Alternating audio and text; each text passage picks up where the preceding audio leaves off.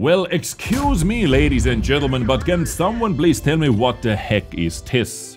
And it is called the TITT Rozanov. Yes, it's actually called the TITT, T-I-T-T in capital letters. This is one of the vehicles which was added to the update 1.20's patch or the test server to be tested by the Supertest players, together with some other vehicles like the MBT-B, Latta Stridsfordon, and also ST62 version 2. All those vehicles were added to the update 1.20's Supertest server, but we are mainly going to look at the TITT Rozanov today because we have some details about that, and I'm sure those are going to be tuned because a tier 8 vehicle coming with absolutely crazy DPM, I don't think I'm not going to buy that. And also update 1.20 is going to feature a brand new map called the Oyster, and also map changes to the steppes, mines and airfield. So let's dive right into it, and let's start with the TITT Rozanov vehicle because this is just too crazy not to simply look at. A little historical reference as well from the Armor Patrol blog, a project of the self-taught engineer Rozanov, so hence the name. The fighting tank had a thick angled armor plates, its suspension was protected by folding screens, and the main feature was the addition of driven battle rollers in the front. They were supposed to protect suspension from mines and shells and if needed be raised up, you know, depending on the situation, mobility you needed and so on. Rozanov's other ideas included armor protection for tank-borne infantry, as well as shell delivery system involving a chain-driven autoloader. The project was rejected by GAP2 as battle rollers could not be used as a mine clearer in reality, and some other suggestions were not developed enough from an engineering standpoint. So basically we can say this is just a paper imagination tank what developers are testing out in the update 1.20's test server right now, or super testers are testing out right over there. But we do have some first characteristics about this vehicle. You know, you have already seen how ridiculous this thing looks like. And let's take a look at the statistics, right? Which I'm pretty sure are going to be tuned because this is a tier 8 medium tank, right guys? Tier 8 medium tank with 280 alpha damage, 4.31 second reload time with only 100% crew. No food, no rammer, no ventilation, nothing else. 4.31 second reload time equals 3,894 DPM already, which, you know, is just unrealistic, I would say so. But as they said from the historical reference, it was supposed to have like some kind of auto loader feature. Maybe this is going to be tuned or whatnot, but yeah, right now it is like absolutely through the roof for a tier 8 vehicle for sure.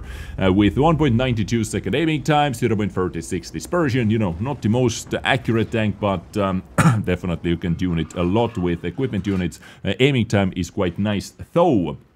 And now hit points 1200 hit points, 115 frontal armor, a 65 on the sides, 40 in the rear, turret 205, 140, and here is the armor model as well versus the same penetration, 220 AP penetration. You know, so far it seems very clean and easy penetration, but you can see that you know, the frontal rollers are giving it some advantage. At least I don't know if those are going to be protections for the tracks as well, or getting tracked.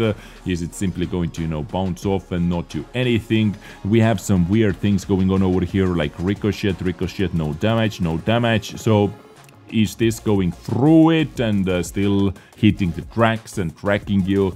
Of course, we do not know that now, but you know, the side was weirdly angled. You can see that the side is very bouncy, very ricochety, I can say, but you know, the upper plate is very easy penetration versus anything this tank is going to see, unless maybe some tier 6s, which can bounce off from it. But the turret seems to be quite bouncy, even versus many tier 9 rounds. There are some, you know, more easily penetrable areas, like this one you can see some 240 angles, or this orange plate next to the gun mantlet, which you could penetrate a bit more easily. But overall, you know, if you see this vehicle, this is going to have -6 degrees of calibration, so I guess you do not have to worry about the turret armor too much. Just hit the upper hull area and you are going to get the penetration you want.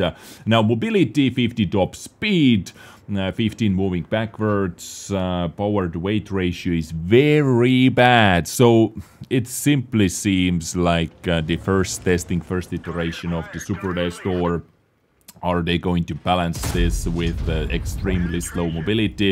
Because this power to weight ratio, I'm not sure if you're ever going to reach this top speed, plus the terrain resistance numbers are not very good as well.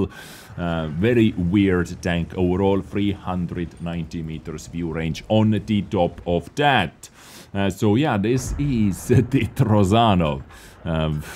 I don't even know what to think about this right now. What do you think about this vehicle right now? Let me know in the comment section down below. Because moving on to the next topic, and this is update 1.20's test server, which rolled out actually 3 days ago. Yes, exactly 3 days ago, while I'm making this video for you on Sunday.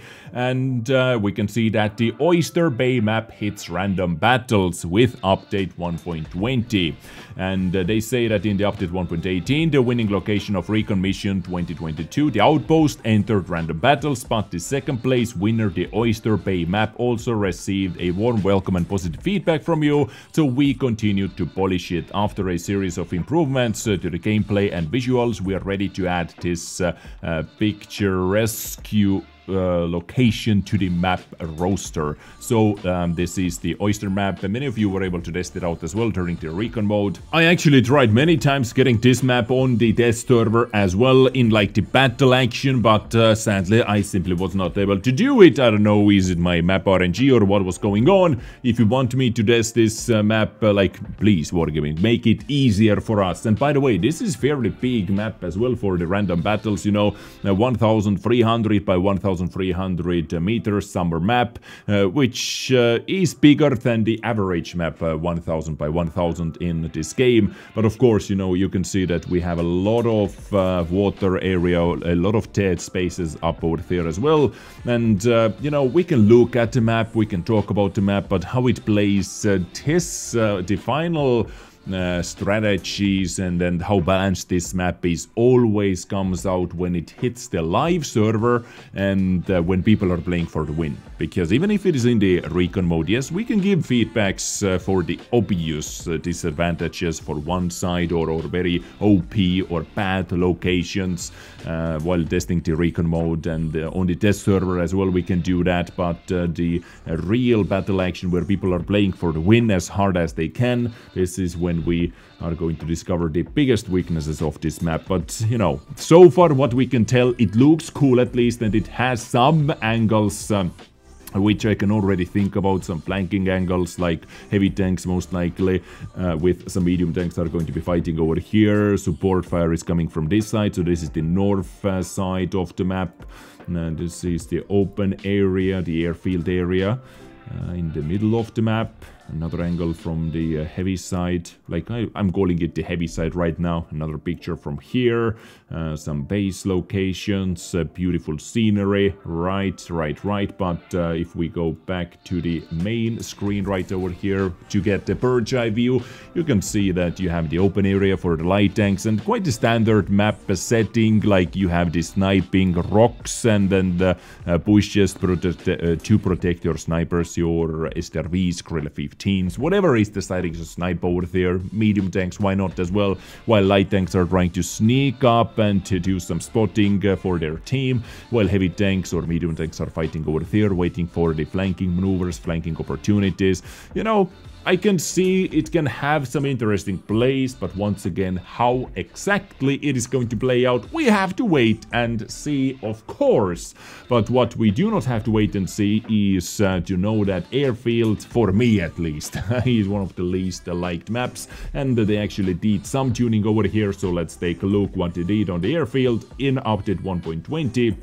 It's one of the 3 maps which is going to get a little bit of a rebalance, revamp, and this is the before picture. This is what we have right now, and if we move this part, we can see the after. So the middle, the main fighting area for the heavy tanks, for example, has been changed quite a bit. They relocated the sniping hills for both sides. Now they also redid the middle part right over there. You can see now you have 2 different corridors where you can snipe from. You are not able to cover as much as previously, at least according to this screen. I could be wrong though, but the middle was also changed. You can see that now you do not only have 2 ways up there, you actually have the middle way up there as well, but also the hills are a bit like, can you see over them, how easily you can see over them?